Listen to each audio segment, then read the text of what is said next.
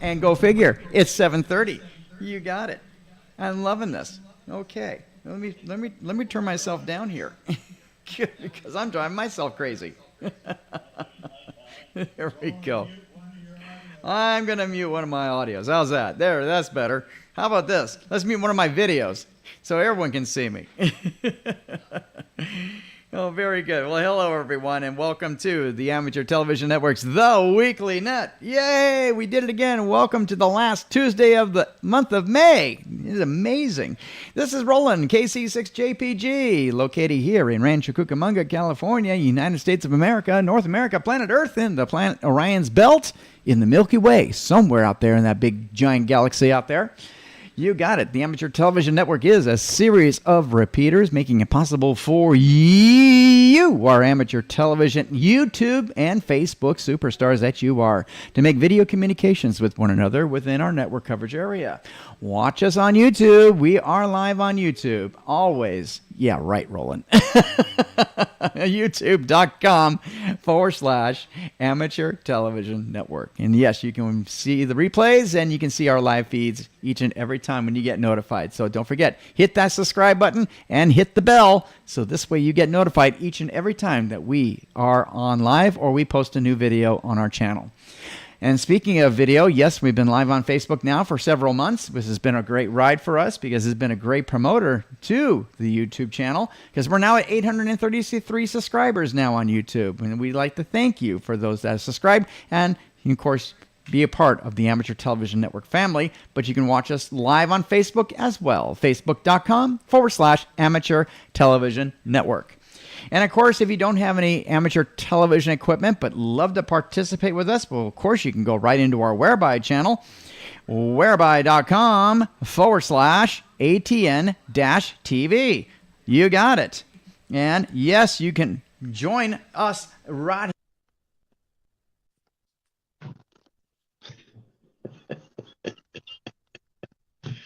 Make sure you have a license. And all around the country and all around the world. So great to see them. All right. DMR Radio, yes, 3196 on the Brandmeister Network, 224 on TGIF. And we have our nets each and every Monday evening at 8 o'clock p.m. Pacific Daylight Time. Love to check you in. You got it. And look at that. Even the group has got...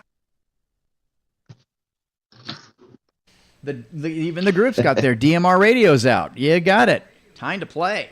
3196 on Brandmeister, 224 TGIF. We would love to see you always.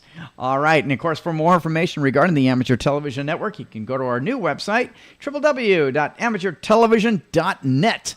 And it's going to be improved. But, of course, the old one, atn-tv.com, still works as well. This portion of this net is a directed net. Transmissions may be made after acknowledgement by net control, and a clear frequency is always appreciated.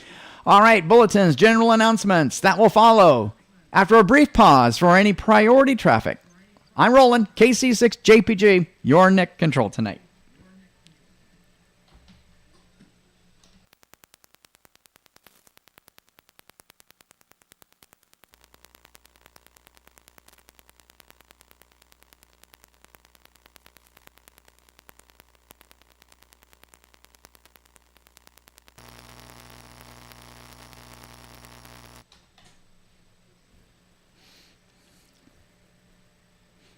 All right, not hearing any priority traffic at this time. We're going to go right into bulletins and announcements. Well, it's official. Mike went to Pitcairn.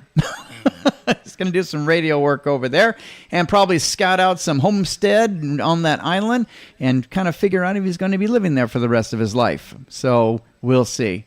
I think after 8 months, he's going to wonder where Nordstrom's is going to be, as well as a Target. Right, Gary? Right. Exactly. He'll miss us. I mean, you got involved since 1980 with amateur television and broadcasting and all that. Kind of hard to get away from all that. That was his life. So it's amazing. But the Blue Beast, we've been working on that. The hood is being repaired at my wonderful buddy Ricky's. And that's should be finished by this week. And so we'll get a reach of him and see if we can get our hood back and get that back installed. into the Blue Beast. And Gary and I will be doing that particular work and get the Blue Beast ready for more show and tells. We love that. All right. Well, without any further ado, well, of course, our president, I don't know, is our president back yet? Nope. Okay, so Keith, brother Keith N6GKB says, nope, not yet, Rojo. So I don't remember the president we ever gave permission to give the president a vacation time, not on net nights. True. He's not in straitjacket country either. No, he's far from straight jacket country. Yeah. He's very far from straitjacket country, that's for sure. Very good, Keith. All right. Other than that, coming up in August, last week in August, that will be the big one, the big DATV QSO party hosted by Peter Cousins over there in Australia. And, of course, it's going to be a wild bang of a show here for the United States. And we're going to be holding it on that Friday. And let's see if I can actually bring a calendar up. Hey, I brought a calendar up. It's amazing. So it looks like we're going to be on the 30th. So you got it. The 30th of August will be our DATV QSO party. So mark that on your calendar, everybody. And we're going to confirm also with Peter and the group over there in Australia. Very, very good. All right. Well, I'm going to pass it over to our RF people. Any station that'd like to announce any bulletins or announcements for this evening's net, please come in at this time. KC6JPG, net control.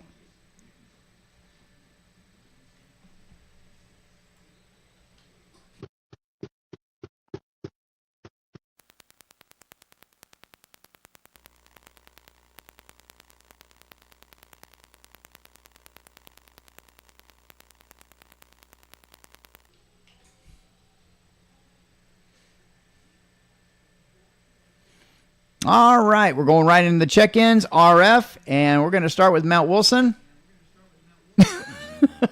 Ron, I hope you get in. I really do. Hopefully the conditions are actually pretty good since we got, pretty much of a haze layer today. All right. Ron, up there, KD6NIZ, KC6JPG. Ron, are you out there tonight?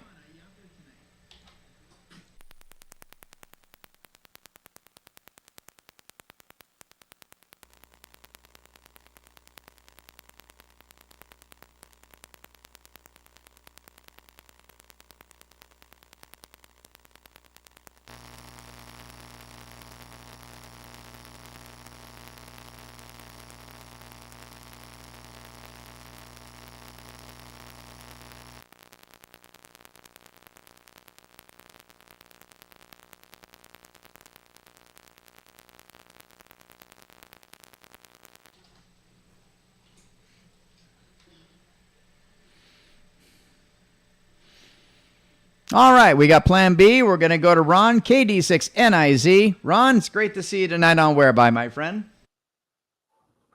Yeah, well, I'm okay. Things are going along okay here. Not much new. Just a little bit, just another day. Anyhow, I don't know what's going on at Mount Wilson. I see a picture that comes up real good for a second and then goes away. Back to you guys. It's KD6NIZ.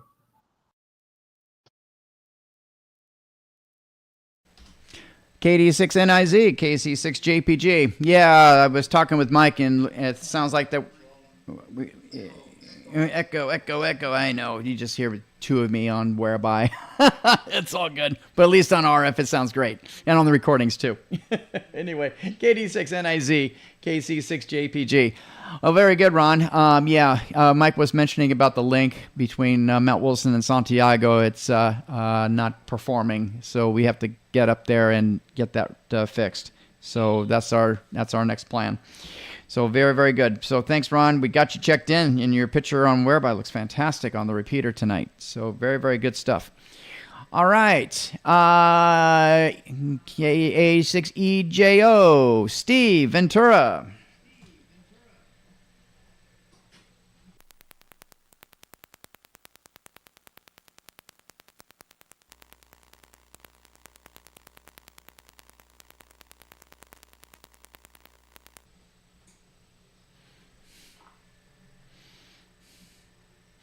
Anyone else on Mount Wilson? I'd like to check in with the Amateur Television Network's The Weekly Net. Come in at this time. KC6 JPG, Net Control.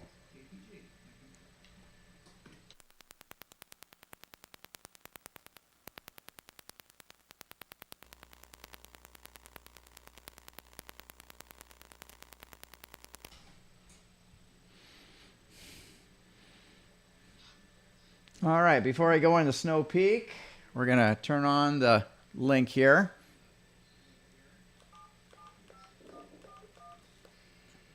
All right, link is on.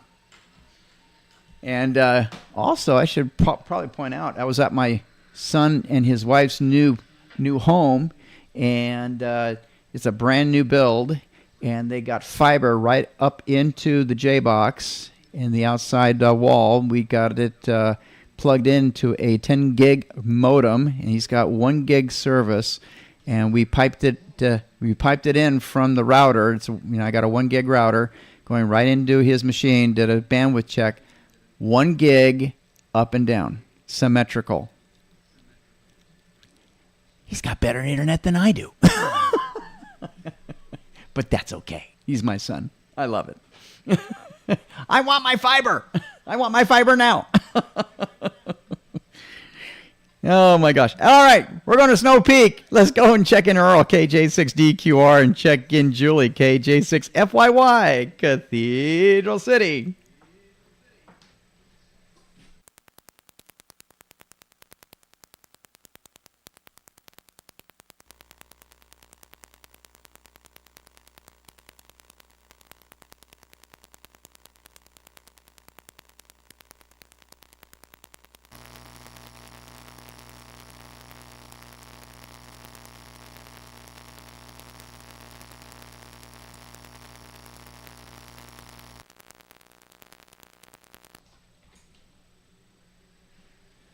All right, going to Yucca Valley. We're going to check in Keith, N6GKB. Keith, great to see you tonight.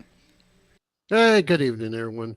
Have we heard from Earl? I haven't seen him on here for weeks. Just curious. Yeah, Earl has been. He did check in. It was a pretty ratty signal, but I was able to decipher him. But it was before the net, so I gave him an early check in. Okay, got it. I haven't seen him, so good deal. And there goes Joel with that roof cam of his or whatever he's at. Anyhow, yeah, just been had my headphones on most of the day listening to music, and now I'm talking to you guys, and hopefully the battery in here is charged up good enough for the rest of the net. Had a bunch of roofers on the roof pounding away, getting my roof replaced, but in the meantime, they're putting in central air. So yeah, a lot of construction going on out there. And yeah, I don't see any rain or nothing coming, so they should have this job done while it's wide open out there, down to the trusses. Would not want any rainstorms right now, that's for sure. But or wind either. True. There's another one. Been beautiful out there. We had a high of 80 today. That's what it's supposed to be. Mid 80s rest of the week. Starting to warm up, so we all know summer's coming.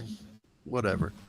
So anyhow, and yeah, other than that, yeah, nice music. What was that? What was that? What was that? I don't know. It sounded like somebody's phone or something.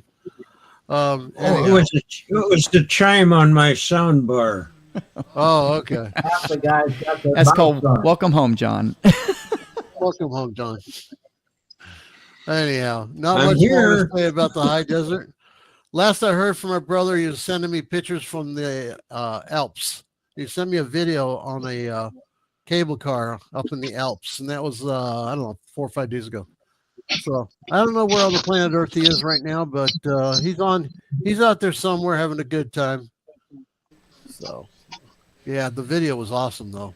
I was going to say he has to check in at the Matterhorn Mountain live on ATN. That would have been the ultimate check-in.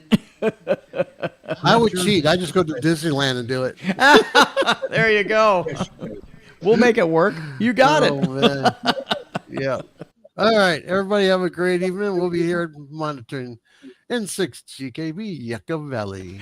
N6GKB, KC6JPG. Well, very good. If you talk to your brother, tell him we miss him and tell him to have a great time. And make a video and have him do a little check-in. That would be really, really fun. Very, very good, Keith. Thank you so much for checking in with us. All right. Can anyone else, Snow Peak, that'd like to check in with the Amateur Television Network's The Weekly Net, come in at this time. KC6JPG.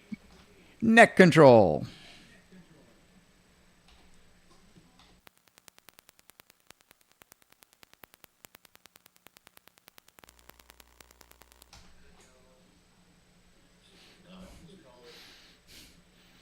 Don't worry. I'll keep him awake. Definitely. Because we're going to Oak Mountain this time. We're going to check in Alan, W6IST, Porter Ranch. Alan.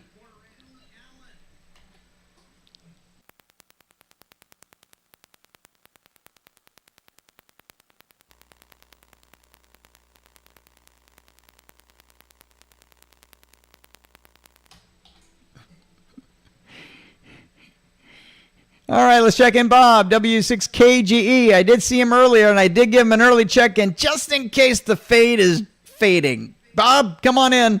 Praying for you.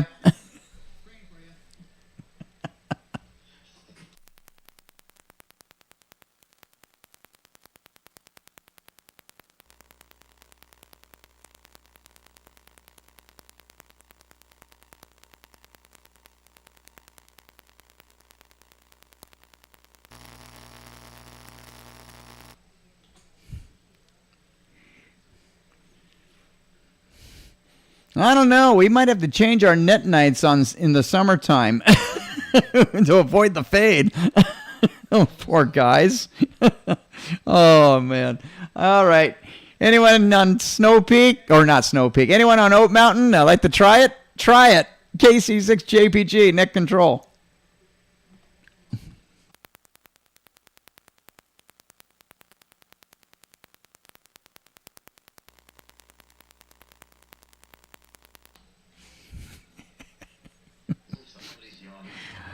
I want my RF. I want my RF. Give me my RF back. Right, Gary?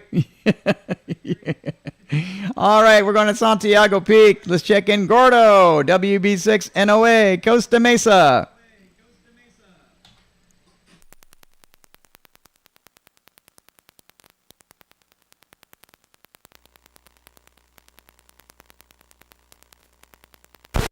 There we go. Hang on, everyone. Here, hold on.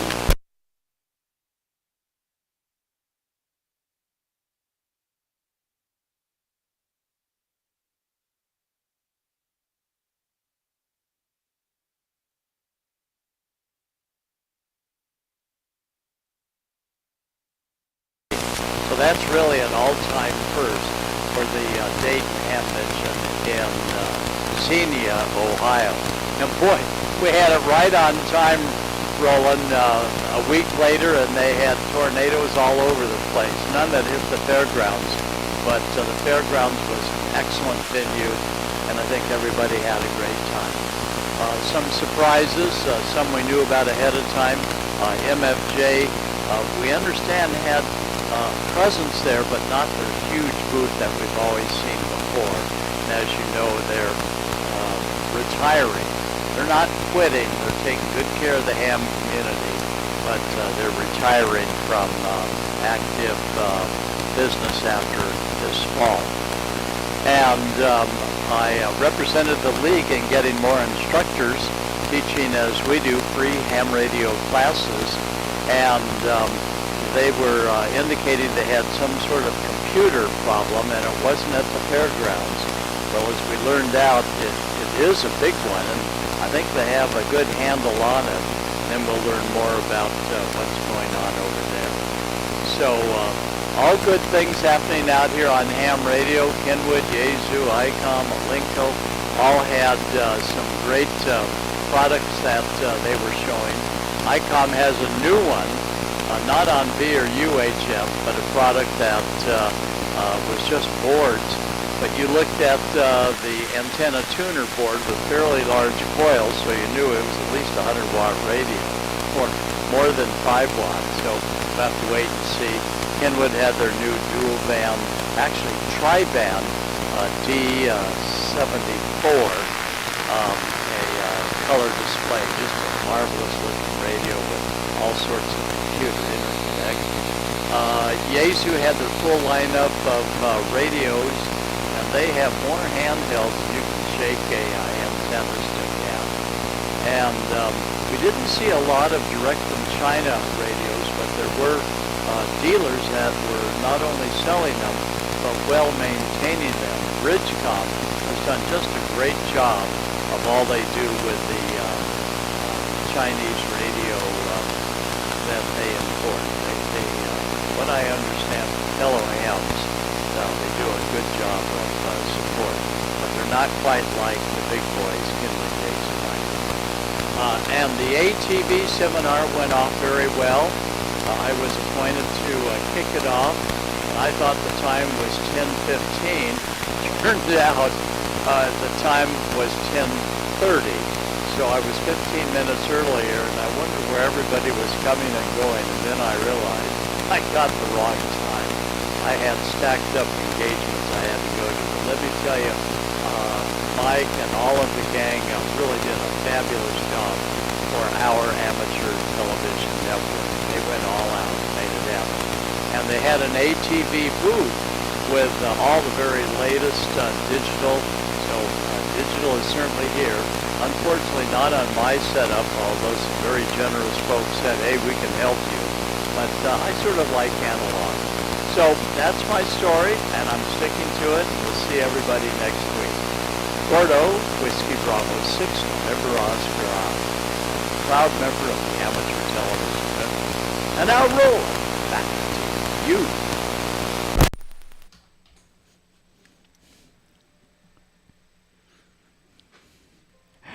WB6 NOA KC6 JPG. Well, very good, my friend. Thank you very, very. Uh-oh. Where's my audio on the repeater? Hello? Hold on a minute.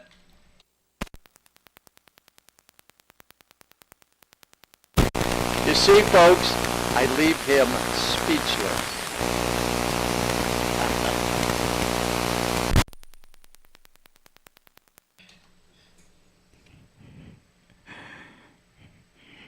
Check, check, check, check, check, check, check, check, check. There we go. It works. WB6NOA KC6JPG. Well, Gordo, I am certainly glad you had a fantastic time at Xenia at the Dayton Hamvention. That is absolutely awesome. Would you believe that I was there Wednesday before Hamvention to see a customer in Merriam, Ohio? And just like last year, I had to fly back Friday at 5 a.m. That was my flight back home. Boy, was I crying, because it was an absolutely beautiful day on Thursday. And so that's the day I had to see my customer. So Merriam, Ohio was actually a beautiful, beautiful day. We actually had, there was a great Mexican restaurant right there. So, and it did pay off. They placed their orders again. So, thank goodness. But unfortunately, I couldn't get permission from the CEO to stay over the weekend. Darn it. But we're definitely going to make a point, because I was watching some of the live feed going through the different buildings and the different booths, and of course I saw the ATM booth. That was really awesome. But so much support. You're right, with ICOM and Kenwood and of course Bridgecom. Bridgecom are my heroes, because I happen to have one of those nice little Anytone Chinese radios too. So that's my little DMR unit. So very good. And then, of course, I appreciate you, my friend. Thank you very much for opening up the amateur television forum for the talk. That is, I understand that was really well done. And I was actually listening in and heard Art and Mike and all people that was involved with amateur TV talking about the digital and all that wonderful stuff. So terrific stuff. And yes, like I promised, I'm trying to get Calvin to lower his pricing. He thinks he's in United States with inflation. I'm like, no. I want my old pricing back. Yeah, you know me. Anyway, we're gonna get you all fixed up, my friend. Yep, we're gonna definitely do lunch sometime during the summer. All right, very good, Gordo. Thank you very much for checking in. Let's go to Riverside. Let's check in our buddy Norm, KD6 OMV. Norm.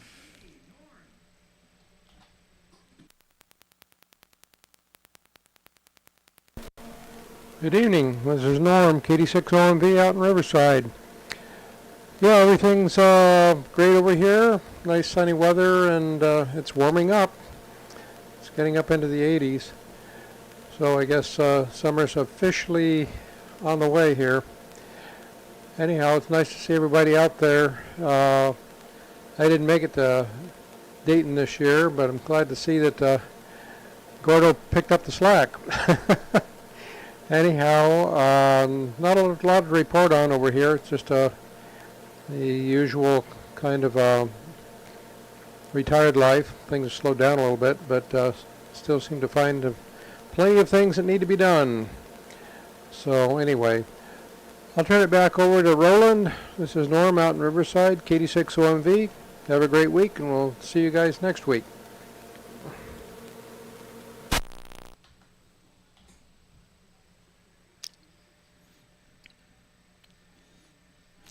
KD6 OMV KC6JPG. Oh, very good, Norm. Thank you so much for checking in. And I know I'm feeling the pain too, by not be able to go to Dayton. And how many years I've been involved in ATV, or at least in ham radio? At least 34 years now. So longer than that. No, 34 years. Yeah. And I have not been to Dayton yet. And of course, how long have you been a broadcaster? Now, there's a good question. 34 years. Have I been a NAB? No, I have not. What's wrong with me? I got a screw loose, Rojo. Okay, Norm, you're my first line of defense in case anything happens to Santiago, since Mike is out. And of course, it's you, me, and Gary. So, and my truck is still in the shop. Oh, my 4x4 is still out of commission. Anyway, I better get that fixed right away. Very good, Norm. Thanks for checking in, my friend. Always great seeing you. Excellent. We're going to Rancho Cucamonga, and that's where our buddy Gary is at. Gary Johnson, AA6GJ. Gary, how you doing, my friend?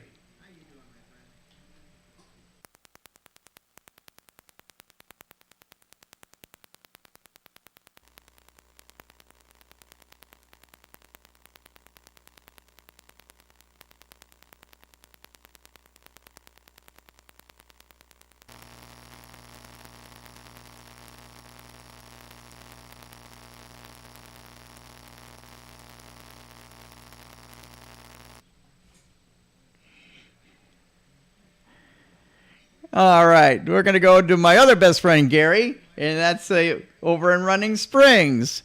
W6KVC, KC6JPG. Gary, are you going to go RF or are you going to go on Channel B? Okay, we're going to Channel B. You got it. Gary, great to see you tonight. Yeah, well, I see myself.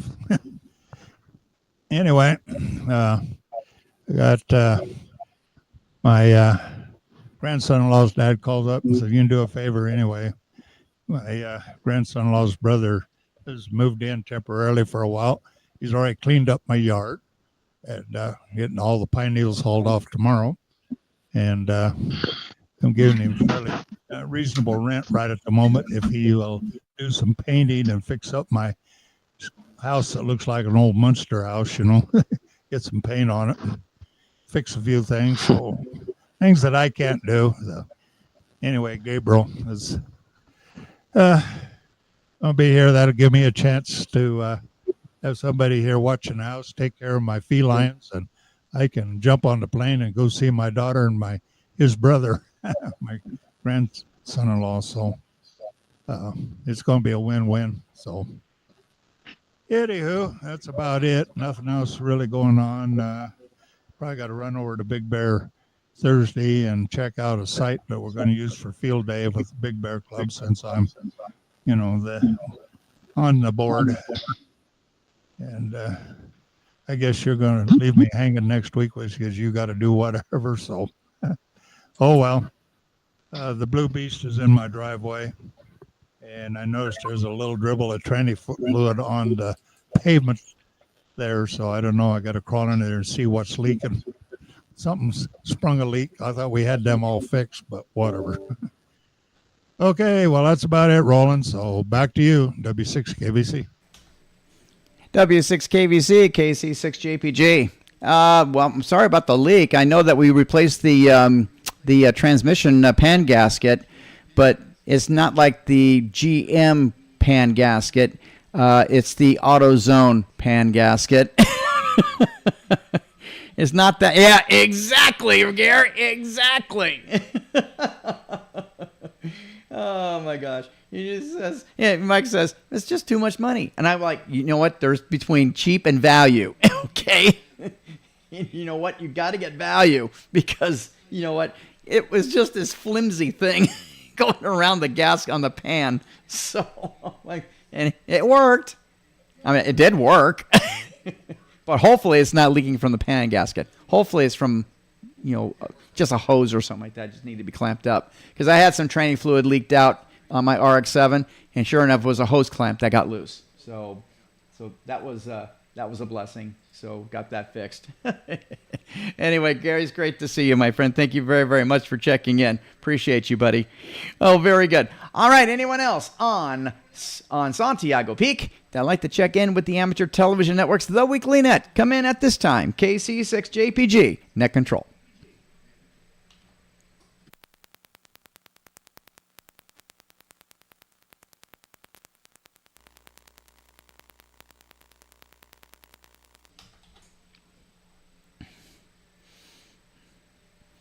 All right, going to San Bernardino County, and that's Job's Peak. It's probably off. Who knows? But we're going to try it anyway. Job's Peak check-ins. Come in at this time.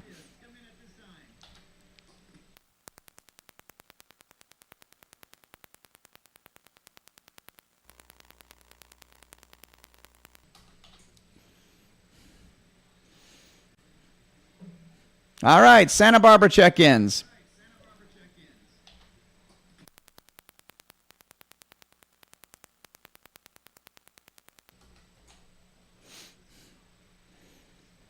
Going to Nevada, Mount Potosi check-ins.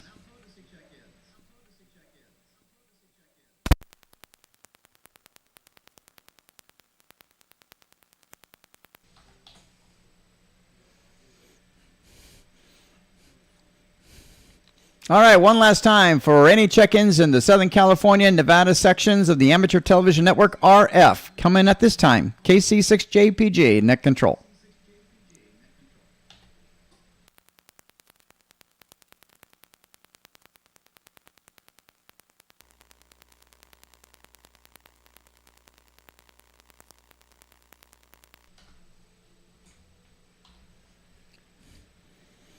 All right, we're going to check in our chapter stations from around the country and around the world, and we're going to go all the way to Minnesota this time, Monticello, Minnesota, and that's where our buddy John is at, AF7PA. John, good evening. Good evening to you, and good evening to everybody on the net. Well, I'm continuing with the cleanup and the unpack, and it's kind of boring around here today. I kind of wrecked my back, so I'm stuck in chairs, and we forgot the routine of chase the cats and the cats chase me. We're sort of staring at each other today. That seems to work out well for me.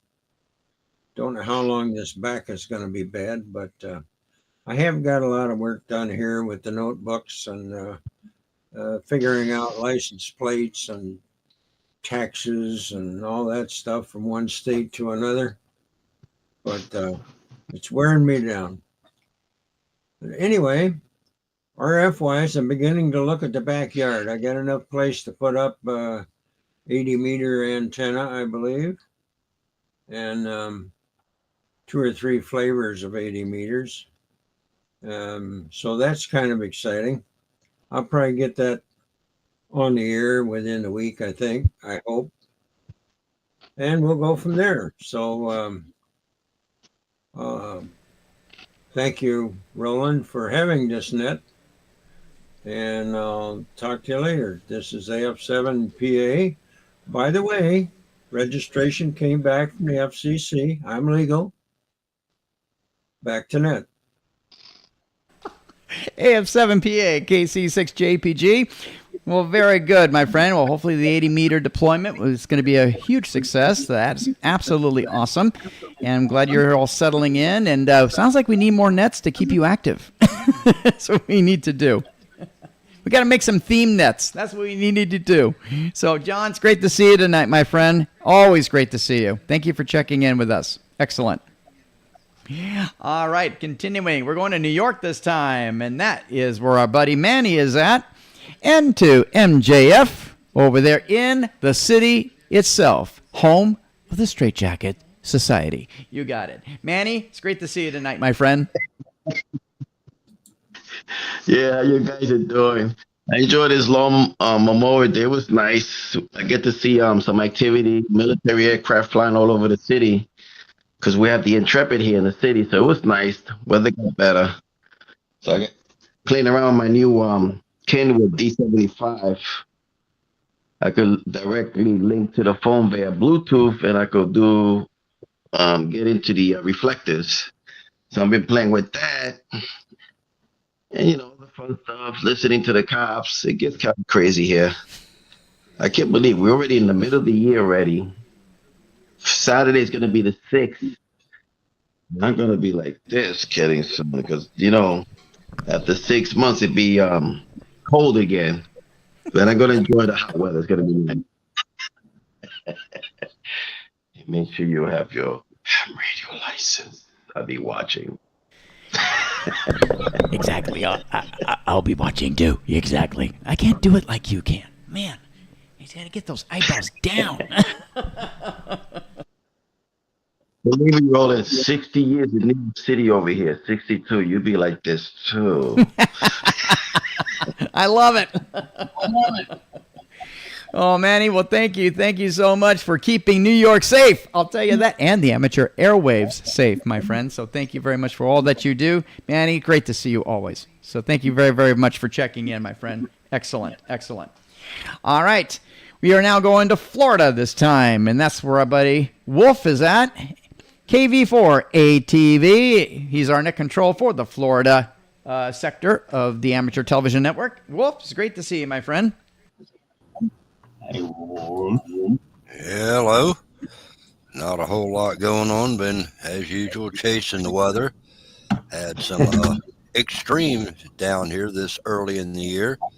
We topped out at a flat temperature of 102 degrees with a heat index, 102, 103, yeah. We had the index of 124, almost 125 down here. So, yeah, it was getting quite warm.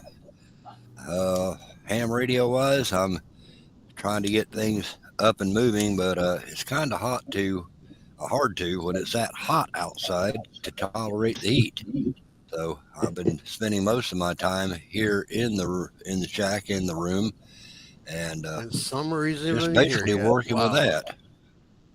Yeah, it gets hot. Oh, also, just in case nobody had heard it, they went ahead and us guys that work in the NWS and everything, our hurricane season has already officially started, and they said don't expect the November 30th to be the end of it. We're being held over all the way in through December. So, oh boy, extended season. That's about what I've got going right now, Roland. And anything else, I will bring it up on the round table because I'm not sure you would want me to make that comment here in the main part of the net. Anyway, back to you. No, I would definitely get a. We try to keep it clean here on the RF side of things for sure. The round table, anything goes. Yeah, it's all good. I'm just saying. I hope Manny is there because I am definitely going to earn my custom embroidered straight jacket when he hears it. Oh, there you go. Make sure your call sign's on it. That's for sure. Oh yeah. Can I have ATN put on it also? I want Yeah. one. Yeah, see, look at this. We should put this on our new website. Straight jackets with ATN logos on it with your name on it. Yeah. I want one. We're all crazy. We're all crazy. Manny, you better stick around into the round table because you are definitely going to be sending me a straight jacket. So don't duck out on us. I even got my hospital gown that I wear sometimes when it gets chilly. Yes, back more passing up. This is getting to be a wild net, I'll tell you that right now. All right, Wolf. Well, thank you very, very much for checking in, my friend. And we're continuing with our Panama City, Florida. We're going to Ron, KK4YZE. Ron, it's great to see you tonight, my friend. How's it going? Good, lady and gentlemen. Like both were saying, it's been a little hot, sunny, beautiful weather. You don't mind sweating to death. But it's been nice and sunny. We get some outside work done. As I was saying earlier, I've got 2 days left. Get my apartment emptied out, turn my keys in on Thursday, and then recertification for my job. So lots of fun. Everything has to be done before Saturday. So other than that, we'll give you the weather report. We're enjoying our new house, or our house back, but it's getting kind of filled up from all the other places that we've been living at. So we got to spend some time once we get everything moved back in and go through it. So that'll kill up a lot of our free time. So with that, back to you guys on the net and rolling. Have a wonderful week. See you in June. KK4YZE, KC6JPG, salute to you, and of course to salute with everyone yesterday that served our country and died for our freedoms. So to protect our freedoms, and and of course Ron and Wolf and everyone who was in the service, and we salute you. So thank you very, very much for all that you do in keeping amateur radio alive in Florida. So thank you very, very much. Awesome job, guys. All right, going to Arizona, and that is where our buddy Joel is at, KD6W, KC6JPG. Joel, great to see you, my friend. How's it going? KC6JPG, KD6W, Joel here in Tucson. Hi, everybody. Good to see everybody. Got up to 100 degrees today in Tucson. Little toasty, but that's all right. It's a desert, so what do you expect? Right now, we're currently dialed in at 91 degrees, very subtle breeze, very cool outside. Technically speaking, it's not cool, but it feels good. When you go outside, it's just like, hey, it feels good. Great Memorial Day. Had a couple of friends come over, but basically we did our thing. We went up to a couple of cemeteries that are here and took a time to kind of walk around because I hadn't been to some of these around here, but so it was kind of a cool day, just walking out. So we took a trip up to Globe, Arizona. It's about an hour and a half drive, very lazy drive up the hill, actually down through a valley and back up another hill and then around a bunch of strip mines. So basically, if you wonder where all that copper comes from in your radios and in the electrical wires in your house, it came from Arizona probably. So basically, got a chance to get out and about. But so still working on the yard project, trying to firm up on the design for the building, trying to make certain that the dimensions. So I'm looking at some kit buildings, and there's a couple of choices out there. So we're basically looking at the differences between the companies. They're not cheap, but that's, kind of a package deal. And then you hire a contractor and he's, got to have a license to erect steel buildings. But I have to get all this signed off with the county and get the permits going. And, we got to put in a foundation and all that good stuff. Anyway, you know how it is. Looking forward to this next weekend. It'll be the beginning of the VHF contest.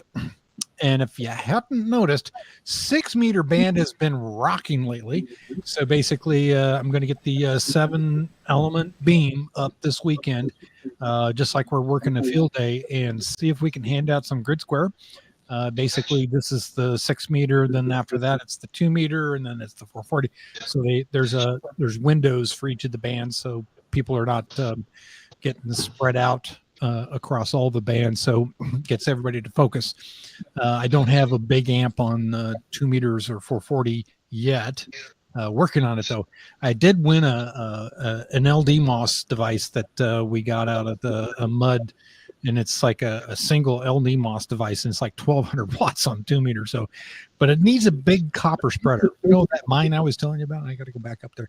Anyway, so we're looking forward to that. Other than that, enjoying the new truck. I don't know if you saw early on the net. We were driving around for that. And then we're going to be looking to take it. We will be in California.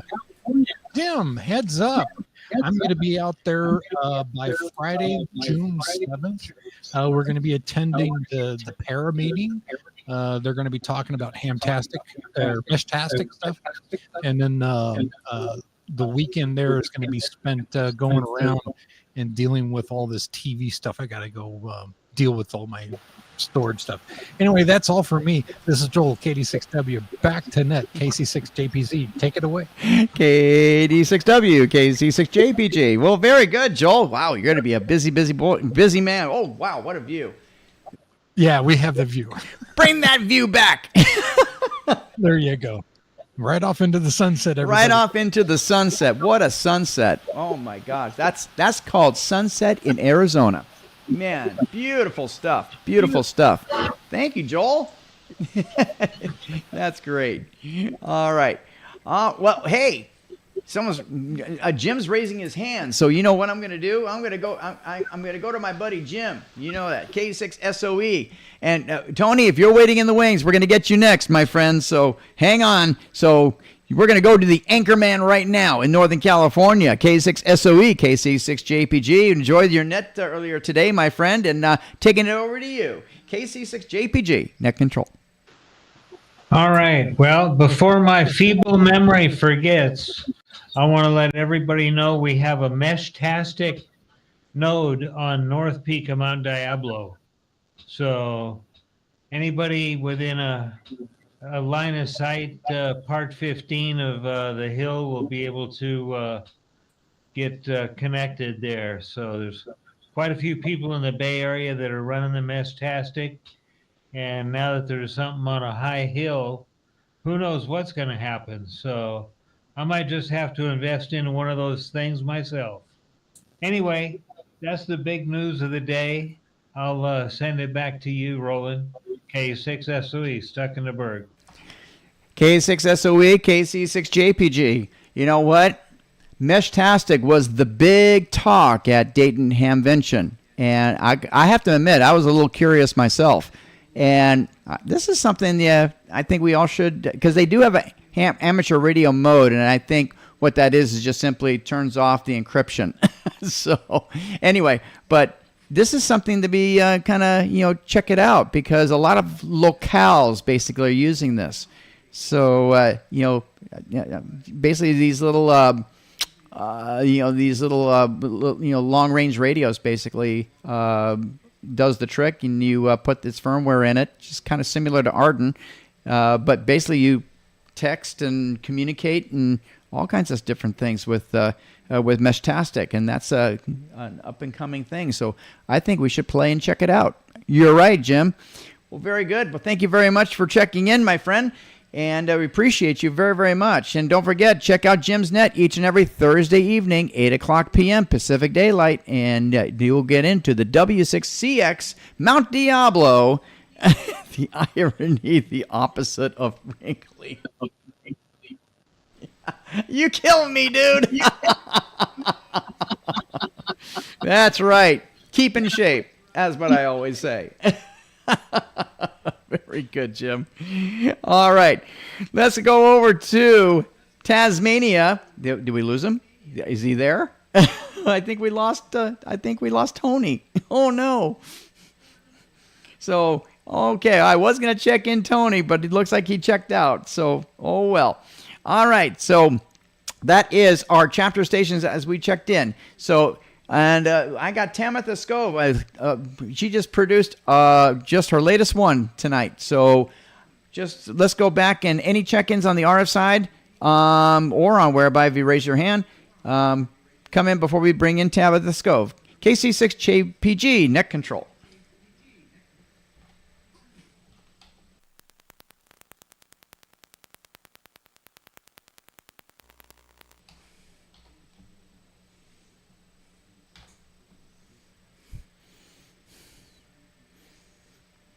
All right. Without any further ado, this one's an 18-minute video, team. So here we go with Tamitha Scove, the space weather woman herself, because it looks like we may have another solar event. So Tamitha, take it away. There's more than aurora that came from that big G5 level solar storm we had recently. And remember the big X-flare player that caused it? Well, it's back. Those stories and more in the news this week.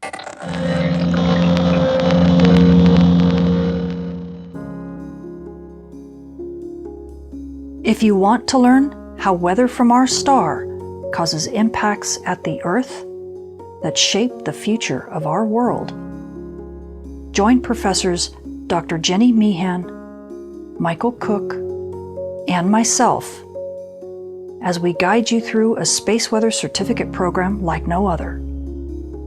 To enroll in the Space Weather and Environment Science program offered at Millersville University, go to millersville.edu/SWEN.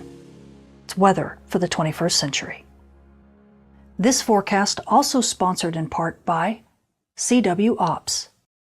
Space weather activity is about to pick up big time. As we take a look at our Earth-facing disk, there hasn't been a lot going on the Earth-facing sun because region 3664 has been giving us some fireworks on the sun's far side. In fact, back on the 20th, you can see we had a little pop from region 3683, but that actually masked a much bigger eruption from region 3664 on the sun's far side.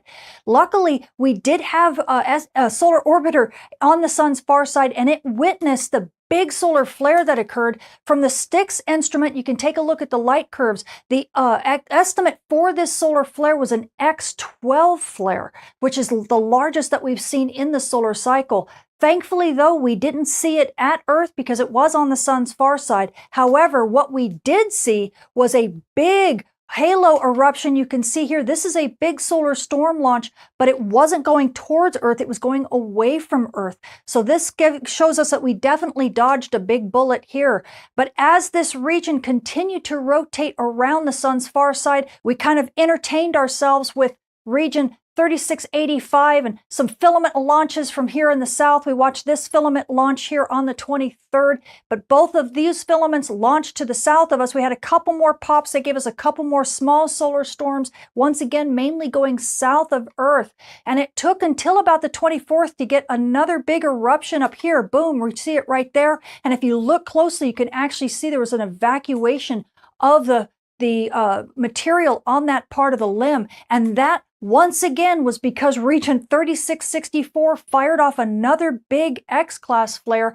Thankfully, once again, solar orbiter was in view, and from the STIX light curves, you can see this was actually an X1 flare. Along with that, we also got a big solar storm launch. You can see it here in the Earth-based coronagraphs. This is the solar storm that launched basically northeast of Earth, but this one here is the one that was on the sun's far side from region 3664. It's not that big, as you can see right here, but still a big flare player and a big solar storm producer. So meanwhile, as we continue watching some of the activity on the sun, for instance, we've got these coronal holes right here that we're dealing with, getting some fast wind from that one right now. And then this one we're going to be dealing with over the next few days. We're going to be getting some fast solar wind from it as well. But as we see old region 3663 rotate into Earth view, we expected it was going to be a big player, but it doesn't look like it's going to give us all that much. It looks like it's calmed down quite a bit. But we can see region 3664 as of about the 26th. We can see the glow from that region beginning to kind of peek its head around the eastern limb. And sure enough, by the 27th, the region isn't even fully in Earth view yet. And watch it. It fires off a big flare right here Pow, right there. Did you see that? That massive solar flare, even though we didn't get a chance to see it fully, gave us an X2.8 class flare according to the GOES instruments. And if we look at it at SUVI, you can see it here. Look at this massive structure that pops off. I'm going to back it up just a little bit so you can see how incredibly intense this is. This looks a lot stronger than an X2.8 class flare. So thankfully, once again, we have Solar Orbiter. It is still seeing at least part of this region, and the Styx light curves once again light up and show us that this region actually, it looks like an X3.7 class flare. However, it may actually be even stronger than that, because as we pull up the Solar Orbiter chart and we can see where the spacecraft is relative to the Earth-Sun line and relative to where that big solar flare took off, you can see Solar Orbiter being here. If this is looking down at the sun from the North Pole, you have Earth down here on this side, and you can tell that this region is still firing off events that are not quite in Earth view. It's kind of behind the limb of the sun. But look at from Solar Orbiter's perspective, we have the same problem. This region looks like it's right at the limb from Solar Orbiter's point of view, because this is almost a right angle right here. You can almost not see it. So likely this region is being occulted both in Solar Orbiter's view and from Earth. So this X3.7, which at Earth registered as an X2.8, might even be higher than either of those two estimations. So this region is definitely still a big flare player, and we are going to be watching it closely. In fact, the solar storm that it launched, you can see here in coronagraphs, gave us an asymmetric halo. You can see it going all the way around the sun. This is not a solar storm that's headed toward Earth. It's still headed away from Earth, but it's letting you know that it's still a very big solar storm producer as well as big flare player. And that means we're going to see solar flux continue to rise. We're going to see radio blackouts probably at the R3 level continue to be on the menu. And believe it or not, in about 3 or 4 days, well, this region could also start sending us some Earth-directed solar storms. Now, as we take a closer look at some of the impacts from that G5 level superstorm, we switch to our geochron that's showing radio communications as well as the aurora as it began to build up to the G4 level solar storm, as you can see by the KP index right here. And as we take a look at the radio contacts, you can see a lot of across the pond hops and a lot of intercontinental hops. This means that radio communication really wasn't all that impacted as of yet. But as we continue moving to the G5 level solar storm a little bit later on, as you can see here, well, the story's changed a little bit. As you notice, there's not as many hops across the pond. You also see that there aren't nearly as many radio communications up north. In fact, near all of Canada is having very little radio communications, if none at all, in the HF and VHF bands. And this is when we were reaching about a G5 level solar storm, maybe a little bit higher than, you know, a G5 plus, let's say. And as you look, you're not seeing a lot of intercontinental, very much more short hops, and definitely nothing really going past the auroral zone here. And in Europe in particular, overnight, you're not seeing really any radio communications going on over long distances, let alone intercontinentally. And this, sadly, is when the farmers in the United States were trying to plant their corn because they had been waiting for about 2 weeks because of due to rains, and this was the first time they had had a clear night. So some farmers were actually planning on planting all night long, and yet GPS was having issues because of the G5 storm and the aurora coming clear down into mid-latitudes. It was making it impossible to use their GPS signals. So poor farmers were suffering as well as amateur radio operators were during this period. And now as we switch to the daytime for the next day, you can actually see things have changed quite a bit. Even though it's daytime, you're seeing very few hops, if any at all, across the pond. Everything is really kind of short communications being done and very little communication across continents.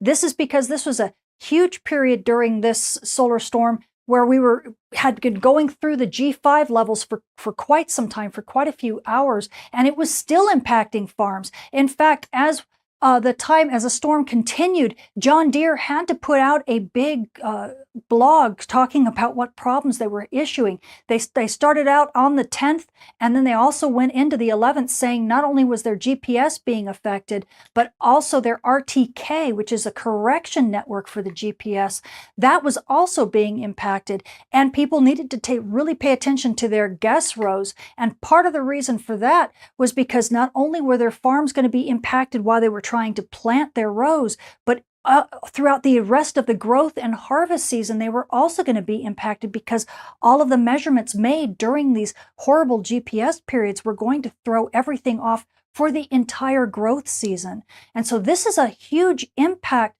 when it comes to farms not only being able to produce and harvest their food, but also cost impact as well as time. So this made a lot of different periodical news. Here you can see in No-Till. You can also see it in Agricultural Dive. These are big periodicals that are telling about all the news. And then also it even made the New York Times. So this became a big issue for a lot of farmers across the United States. And if that doesn't catch your attention, well, maybe TikTok's favorite farmer will catch your attention as he talks about the issues that he had during his day of planting. I'm planting, going through the field, 10 miles an hour as I always do. My tractor goes, I go, whoa. I slam the brakes, pull back on the stick, pick up, and I'm like, that's not quite right. And then it goes, RTK signal found. I'm like, huh, strange. Try going again, same thing. So I just pick up, drive to the end, shut it all down, restart it, acted fine. I came back on this pass and did the other half of it from the other side. I'm getting lined up into this one. I'm perfectly lined up, and it said I was 5 inches off, and then it jumped to 20 inches, and then 25 inches. So I start making phone call. There's solar flares from the sun, and it's affecting us. I don't know what hasn't happened to me at this point. I mean, solar flares off the sun, screwing with my RTK? Are we being serious? And there's no way to know when it's going to be over, so. And sure enough, that caused a lot of issues for farmers all the way across the Midwest and up in the northern tier and even in Canada. But believe it or not, farmers weren't the only ones having issues. As we continued through that big solar storm, Elon Musk admitted that his Starlink satellites were feeling the pressure during the big solar storm, especially as it popped up to a G5 level. And this is because the atmosphere begins to inflate quite dramatically, and it begins to cause those satellites to actually lose track of where their orbits are, because their orbits are actually changing. And that caused some people to report how significantly their Starlink internet was being degraded, which of course caused other people to be a bit dramatic and talk about how funny it would be if our civilization got completely wiped out by a big solar flare. Okay, not exactly, but at least it got Elon Musk to respond saying SpaceX satellites are feeling this storm. It's big. And that caused me to actually take a look at some of the outages at Down Detector. In fact, back on the 10th, you can actually see in 3 locations, the United States, Canada, and in Australia, right about when the storm picked up, because you can sure see the number of reported outages go way up. In fact, if you see that little gray line in there on all 3 of these, that's the average number of reports. Now, sadly, I didn't get the 11th in here because that was when I was actually on a plane flying to Italy. But I did get the 12th, and you can see by the 12th, there were still having outages were being reported way above normal in the United States and in Canada, and still in the Australia in the early hours. But by the end of the 12th, things pretty much petered down. But this does go to tell you that we are so much more susceptible with our technologies today than we have ever been. And so these big solar storms really can impact us.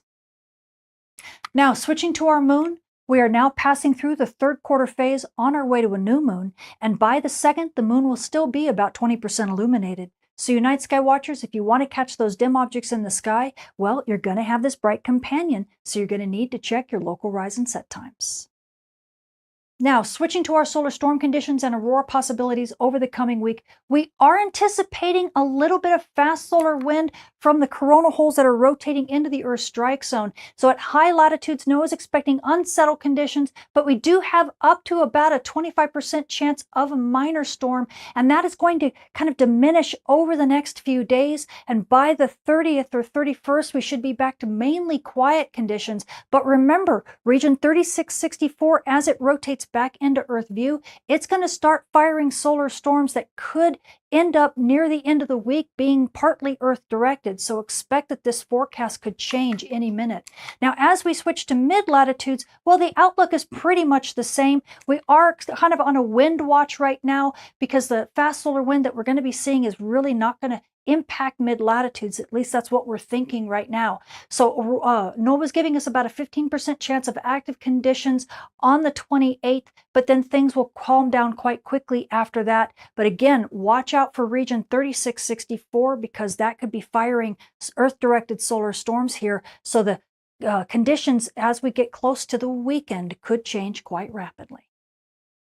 Now, switching to our solar flare and dayside radio blackout outlook over the coming week, we are anticipating region 3664 to be rotating back into Earth view, and so we expect that solar flux to really begin to rise throughout this week. In fact, as we get to the end of the week, that solar flux could be topping 200 again. We are definitely sitting at the moderate noise level for solar flares. In fact, NOAA is giving us about a 55% chance for an R1 to R2 level radio blackout over the next couple days. That is likely going to rise into 60, possibly even 65% as we get close to the week's end. And we do have about a 15% chance of X-class flares. This is at the R3 level radio blackout, and that is easily going to continue and possibly rise as well as this old region rotates back into view and we get a better look at it. So amateur radio operators and emergency responders, as well as you GPS users and you aviators, definitely pay attention because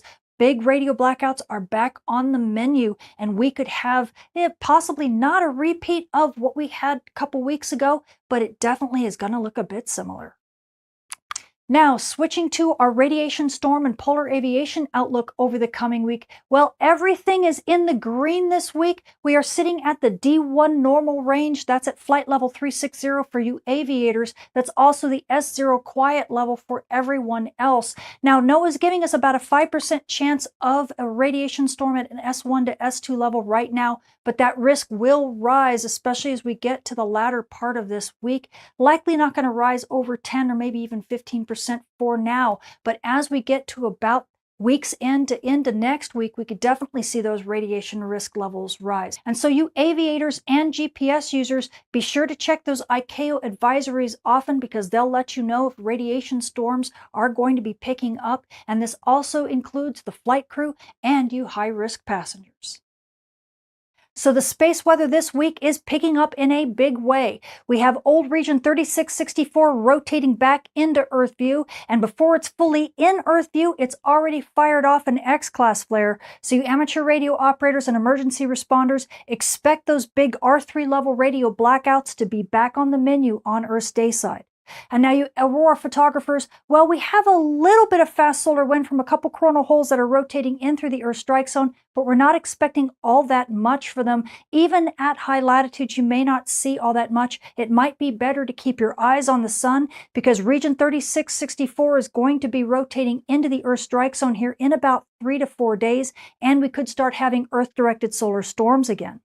And now you GPS users, you aviators, you precision farmers, and you emergency and disaster preparedness planners, be aware the next 2 weeks could be extremely active. So make sure you watch out for those space weather advisories, you keep your eyes on the sun, and you prepare accordingly.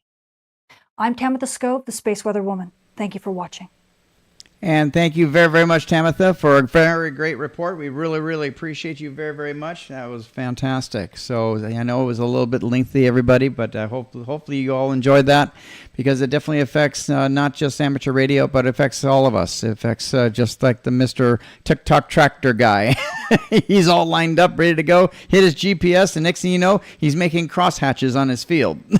So you never know what's going to happen. All right, we're going to go to our check-ins with our guests, and we're going to check in Chris. And Chris, it's great to see you tonight. And how's it going? KC6JPG, net control. It's going. I've been watching radar because we've gotten an unusual thunderstorm after a couple of days of 80-degree weather. It's rained. I didn't see any lightning, so it's just a lot of wind and rain. But it's been a fair week. We've had a couple of days of 80-degree weather, so it's been good. Oh, very good. Sounds like so far a little bit of a mild weather over there in Idaho, so that sounds great, Chris. And like I said, yeah, I don't have enough tablets to run my transcribe, so my tablet I usually run the transcribe on is right now on radar. So. Okay, well, no problem. We'll bring the tablet gods down so you can be blessed. That's the thing. When Wolf gets some foul weather down his way and he loses his internet or something, then I play relay. There you go. That's wonderful. Oh, very good. Well, Wolf definitely appreciates that. Thanks. So, Chris, thank you very, very much for doing what you're doing. And, hey, like I said, we're cheering you on. Hopefully we'll get your technician's license sometime during the summer. So, very, very good. So, everything works out. I'm headed to Florida, and Wolf's going to help me out with that. Going to get done while I'm down there. Very good. Well, that sounds great. So thank you very much, Chris, for checking in. And we're going to go back to Arizona, and that is where Lee is at, K0CCU over there in Glendale. Lee, good evening, my friend. How's it going? Good evening, everyone on the net. Good to be here. Be here for a few more days. I was messing with my laptop the other night, trying to get Linux Mint to work, and I found out that when I loaded it on the computer, it wouldn't come up in like I wanted it. But when I run it off the SD card, it come up properly, and I was able to get onto Whereby. Worked just beautifully on Whereby on Linux instead of the old way. So I'm playing around with another computer, seeing how that's going to work. This is an i5, trying to get that to see if it will load it on there. So, but not too much going on here. Had the two grandgirls from 9 o'clock this morning until about 5:30 today. So I was just a little bit on the tuckered side. those two little girls can, I tell you, they've got, and that when the almost 2-year-old isn't talking, I mean, she's talking, but not in just a few words. She's in sentences, and just drives us crazy because she's only 2 years old. But boy, she sure picked it up.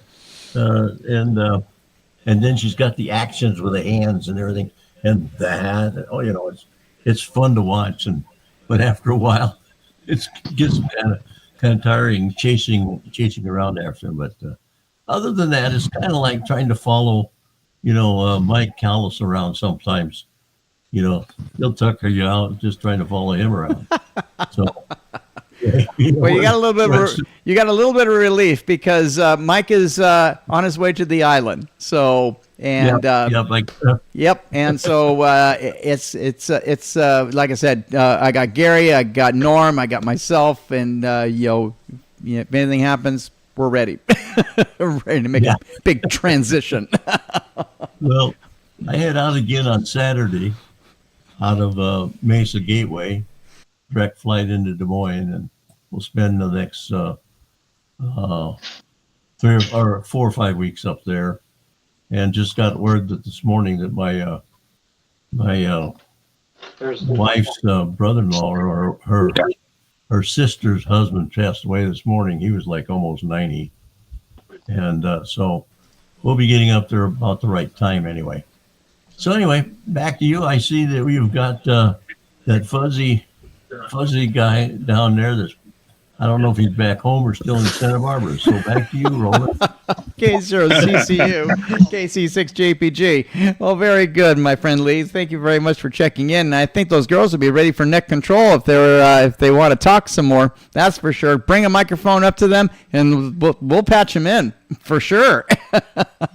We can do anything now. If I brought Tamitha over, man, we can do anything. This is great. All right. Well, speaking of, we got, I believe he's still in Santa Barbara, or he may be back in Mesa. I'm not sure, but we're going to find out, and that's where Rod is at, WB9 KMO KC6JPG. Rod, good evening, my friend. How's it going? Yes. Where in the world is Rod? I'm going to give you a clue.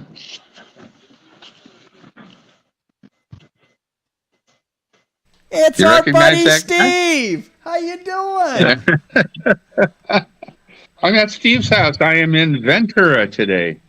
So, part-time in Santa Barbara. Ventura came to visit, just had a wonderful dinner. We're going to work on some equipment here, some just new exotic things to play with, and working on some of the Santa Barbara repeater equipment. So, well, let me show you his laboratory here too. And very well organized, I say. Not only well organized, well equipped. It is capable of doing miraculous things, and so we're going to be using some of that stuff tonight and tomorrow. I'll be back tomorrow to work on some other things, but we're not just fixing things, we're trying to have fun with stuff here too. So that's what's going on. I'll be going home probably Thursday, probably leaving Thursday evening, something like that. And the Santa Barbara repeater had a lot of things wrong with it.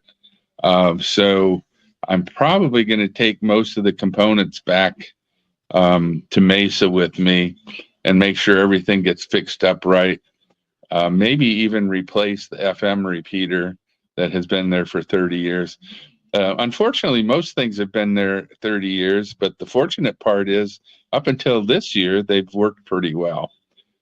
So I don't know what happened, but they're dying of old age, and so we're going to give them an influx of youth. We need to find the fountain of youth for repeater gadgets. Anyway, so that's what I've got here. I can hand it over to Steve. Maybe he has something to say. Oh no, he says never mind. Hello, goodbye. Aw, we love to have Steve check in. Come on, Steve, come on, check in. He checked in. Okay, I'll hand it to him for a brief thing. Heidi Ho from Ventura, and looking forward to a nice visit here with Rod, and we'll see what we can do on the test bench. Yeah, he's got some nice monitors here too. Let me just show you the monitors. There you go. There you go. So he's got a nice setup. He's not only is ATN on the air to everywhere, but he can watch it all right here. And incidentally, his signals into the local repeaters are quite good. And I think, and he agrees that the linking is the problem where everything's falling apart. You're right, Rod. The linking is the key, and we definitely need something that is pretty reliable and really crisp in regards to at least linking, and have people going on RF into local repeaters, and then that way we can have two-way, whether it be IP or otherwise, and we can have a very reliable connection. So that's why I was suggesting maybe SRT, double, full duplex kind of a thing, using two units. Well, redundancy. Using SRT for redundancy is an excellent idea. You want to use the RF, but if the RF fails, you want to have a fallback, and SRT would be the way to go. In order to make that work, you need internet access to each of the link paths, and it doesn't necessarily have to be on site, but it has to be have to be able to link with SRT in the background. So food for thought. Let's see what we can do about those types of things. And as you know, you and I are working on that both between Santa Barbara and Mesa to you. Right. So I think it's a good idea, a good path to go down. So anyway, that's all I've got for now. We'll be monitoring in the background here, but we've got lots of things to work on, so we're going to get with that. So thanks for doing that. Looks like you got a full house here tonight. This is Rod, WB9 KMO in beautiful downtown Ventura, California. Back to you. WB9 KMO and WA6EJO, KC6JPG. Well, very, very good, Rod. Well, thank you very much for all that you do. And I feel that we can definitely get some redundancy and have what we call a low channel and turn the port on, and we can have ourselves an SRT low, bottom end basically if we need to do that, and let the local RF take over, and then things can be done. So, yep, sounds great, my friend. Thank you very much for all that you do. Great stuff. Great stuff. All right. Well, those are the check-ins that I have it. Any late members, missed members, any visitors that'd like to check in with the Amateur Television Network's The Weekly Net, come in at this time. KC6JPG, Net Control.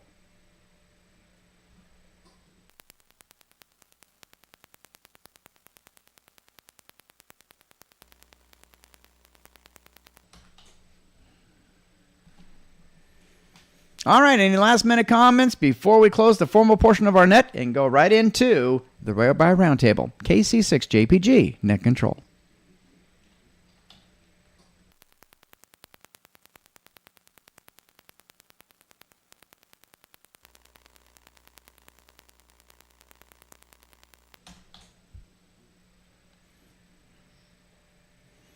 Well, this has been the Amateur Television Network's The Weekly Net, and we thank you very, very much for your participation. You can watch the replay once again on YouTube, youtube.com/Amateur Television Network, and look out. It's been a great net tonight. I love it. All right. You can also watch the replay on Facebook, on our Facebook channel, facebook.com/Amateur Television Network. I'm Roland, KC6JPG, saying without you, there would not be a net. And we really, really appreciate each and every one of you for participating and being a vital part of our emergency operations via video. Thank you so much. All right. The repeaters are now returned for their normal use. We'll see you on Whereby, whereby.com/ATN-TV. Take care, everyone. This is Roland, KC6JPG. Clear.